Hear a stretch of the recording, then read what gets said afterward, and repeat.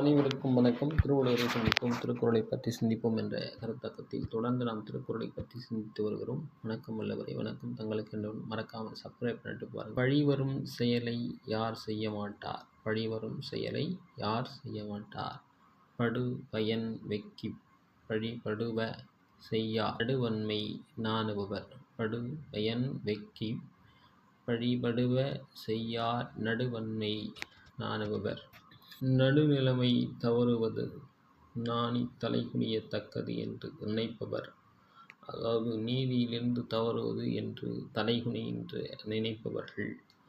பிறர் பொருளை கவர்ந்து அனுபவிக்க எண்ணி பழி தரும் செயல்களை ஒரு நாளும் செய்ய மாட்டார்கள்.